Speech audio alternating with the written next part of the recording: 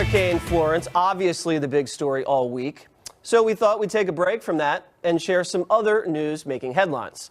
We begin with fake news in the Washington Post. Take a look at this headline. Another hurricane is about to batter our coast. Trump is complicit. The newspaper clearly attempting to blame the president for the hurricane before the hurricane. The reason? Trump pulled out of the Paris climate deal. Now, here's a fact for the Washington Post. In 2017, Donald Trump's first year in office, the United States led the world in CO2 reductions. Look at that. While China and India and Canada and the EU, they're just emitting like crazy, we're reducing. Speaking of hurricanes, President Trump tweeted this about the death toll in Puerto Rico from last year's storms. 3,000 people did not die in two hurricanes that hit Puerto Rico. When I left the island after the storm had hit, they had anywhere from 6 to 18 deaths. As time went by, it did not go up by much. Then, a long time later, they started to report really large numbers, like 3,000. I don't think it's advantageous for the President of the United States to debate hurricane death tolls with the media. Even if he's right, the media is never going to give him credit. For example, 5 independent studies estimate the death toll to be around 1,000, not 3,000. But the real point is the federal government did the best job it could for Puerto Rico. It was the Puerto Rican government and the bankrupt utility company that should be held accountable.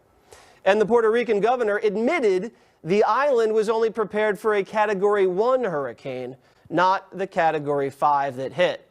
Watters World feels very deeply sorry for Puerto Rico and hopes the island recovers quickly. And this is probably the most ridiculous thing you'll hear tonight. A Coast Guard member assisting with hurricane rescues was accused of flashing a white power sign. See right there? He says he was simply scratching his head. Now, who knows what's going on? But here are some other famous people holding up what could look like white power signs. Kanye West, President Barack Obama, definitely white power there, and President Bill Clinton, got to be a white power symbol. Unbelievable. The New York Times showing their liberal bias, printing a headline that falsely accused UN Ambassador Nikki Haley of charging taxpayers more than $52,000 for curtains in her house. The headline read, Nikki Haley's view of New York is priceless. Her curtains, $52,701. The problem is, Haley had no say in the curtain purchase. The money was put aside by the State Department in 2016 during the Obama administration. The New York Times issued a correction that was in very small print in the way back of the paper the next day that no one saw. Last but not least, President Trump's infamous fist pump on September 11th en route to the Shanksville Memorial. Now, this is what you saw the liberal media play. Trump fist bumping as he walked along the tarmac. The media apoplectic that he would fist bump on 9/11. Now, what you didn't see, Trump hugging a young cancer patient. When he left, gave the fist bump. It had nothing to do with his reaction to the September 11th anniversary. Before we get to the real news, let's get a reaction from former campaign manager of Donald Trump, Corey Lewandowski. All right, Corey, what did you think of that run we just did there? I mean, a really bad week for the news media. Yeah, but Jesse, the American people are so smart. They've seen this time and time again since Donald Trump has been elected to office. Smart, Corey. Well, look, well, that's actually true. But, you know, it's amazing because just look at one of the stories. The Nikki Haley story, the ambassador to the United Nations, had absolutely nothing to do with the purchase of the curtains in her residence. Right. That was under the Obama administration. And what we saw was they put a nice big picture of Nikki Haley up on the New York Times website and in the New York Times newspaper to say that it was her fault originally. And then the apology was on page A97 in the smallest of possible font. Right. And they said, whoops, actually, we don't want to actually tell you what really took place, that Nikki Haley had nothing to do with it. The American people have seen this time and time and time again, and that's why the mainstream media has no credibility anymore. And this happens so much when you think about what happened during the Kavanaugh hearings with the fake news, with that regard, with the handshake, the white power symbol. I mean, if they're going to lie about some guy going like this or scratching his ear and calling a white power propagandist, what else are they doing that they're not getting caught doing? It's unbelievable. But now, like you said, it's par for the course. You really believe the regular people see through this stuff? Because I think a lot of this stuff just comes at people in waves, and they don't really pay attention, especially to the correction.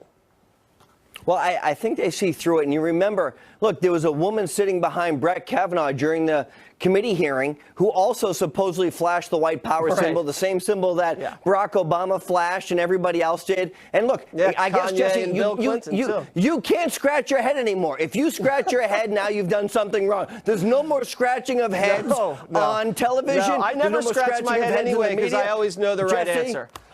If you scratch your head, all of a sudden you're a white supremacist, I guess. It's unbelievable. It's unbelievable. How egregious the media is. I know. It's insane. Now, listen, let's get to some real news, and then we're going to get your reaction to that. It's been a very violent week for the so-called tolerant left.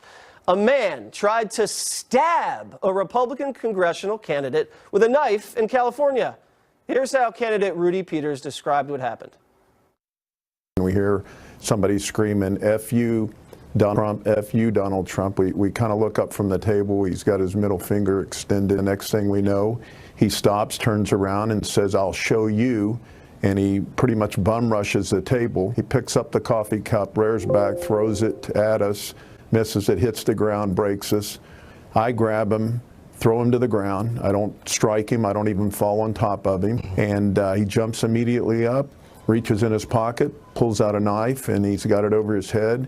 And he's screaming, I'm going to kill you, MFer. I'm going to kill you. So he's dancing in a circle, and I can see his thumb trying to get the blade. He's pushing on the button to try to get the blade to come out. Wow. Farzad Faseli was arrested and charged with felony assault. And by the way, there was almost no coverage of this blatant act of political violence by any of the networks, cable news, Washington Post, or New York Times. Speaking of hate, a Republican Party office in Wyoming caught fire last week. Arson is now suspected, and police believe it was politically motivated. A Make America Great Again sign was hanging in the window that was broken. And crazy Maxine Waters at it again, telling supporters that she enjoys threatening Trump supporters. Well, sort of. Listen. Of course, the lying president said that I had threatened all of his constituents. I did not threaten his constituents, his supporters. I do that all the time, but I didn't do it that time. But what bothered me so much was they tried to frame that as violence. That's not violence. I said, if you see him anywhere, if you see him at a restaurant, if you see him in a department store, even at a gasoline station, just tell him you're not welcome here or anywhere. And former Trump campaign advisor George Papadopoulos said he's willing to testify before the Senate Intelligence Committee about all he knows. He told Sean Hannity he still believes he was set up by spies who wanted to incriminate Donald Trump. I meet this professor randomly in Italy who he presents himself as some sort of high-level connected figure to both European governments and to the Russian government. All of a sudden, he introduces me to a girl who he calls Putin's niece. She's not Putin's niece. I don't know who this person was. He then can't introduce me to even the Russian ambassador. One day, out of the blue, he drops his bomb on me about emails. I have no idea what he was, where he got this information from. He said he was coming back from Russia. I never saw emails. He never told me where the emails were. He just dropped his bomb on me, and then he just went his own way. So I don't know what his purpose was. It was incredibly shady. Now for some good news of the week. President Trump signed an executive order slapping sanctions on any foreign country, including Russia, who tried to interfere in U.S. elections. Now, that didn't get much play. Trump tough on Russia. I wonder why. North Korea celebrated its 70th anniversary earlier this week, and for the first time, there were no nuclear weapons on hand. Instead, the missiles usually on display were replaced with floats and flowers. Certainly, President Trump deserves credit for their change in behavior and propaganda. Hopefully, we'll see more progress on the peninsula soon. Good news also on the economic front. Blue-collar wages way up, and manufacturing activity is near record highs. And last week, former President Barack Obama tried taking credit for the robust economy, but the chairman of the Council on Economic Advisors, Kevin Hassett, sees it another way. This is employment for people in goods-producing industries. If you look again at the blue part on the left, you can see that there's a clear downward trend going on in the growth rate of that for President Obama, and then a clear inflection timed almost precisely once again at the election. And the notion, again, that somebody might defensively attempt to assert that this is a continuation of the trend is almost laughable. And by the way, if you watch this news conference, every chart he holds up, it's going down. Barack Obama, Trump's elected, goes up. You can't argue with the facts. And finally, we couldn't end this real news segment without Tucker Carlson's takedown of Stormy Daniels' attorney, Michael Avenatti. Here's a taste. When's the last time you saw porn? Oh, you busted me. Actually, I made humiliation porn. That's why I watch you on CNN. No. You're wearing a $1,000 suit.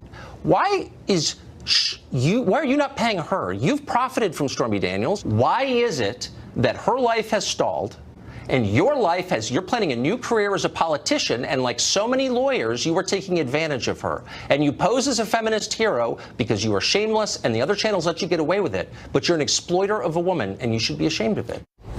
All right, Corey, before we get to that, let me set this up for you. Maxine Waters comes out and says she threatens Trump supporters all the time and encourages people to get up in people's faces if they disagree with them. The same week, you have a guy try to stab a Republican congressman. I'm not saying Maxine made this guy do it. This guy did it himself.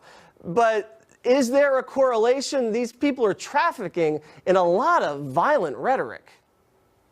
Well, Jesse, as you know, the Democratic Party has no new ideas. So what they want to do is they want to incite some type of rhetoric and violence potentially against the Republican establishment, against those Republican candidates. And this notion that it's okay to stab somebody or that hasn't been covered by the mainstream media. Not at all. Is I mean, barely problem. covered at all. Imagine if a Trump supporter started yelling something about crooked Hillary and tried to stab a Democratic congressperson. You didn't think that wouldn't make the nightly news at all? I mean, it's crazy. Now, real quick, Avenatti, Tucker, is Avenatti going to be able to come back from this? Look, I want Avenatti to run for office. I want him to run for president. He's a failed attorney. As we all know, his law firm has been sued many, many times, and he's owed millions of dollars. I think Tucker's takedown of Avenatti is exactly what the American people want to see. Maybe so Avenatti, let's see more of Avenatti. Maybe Avenatti and Waters. With one T, not me. Avenatti, Maxine Waters, that's the ticket. All right, Corey, thanks again. That'd be great. Thank you. Up next, is John Kerry going to prison? We'll tell you what that's all about next.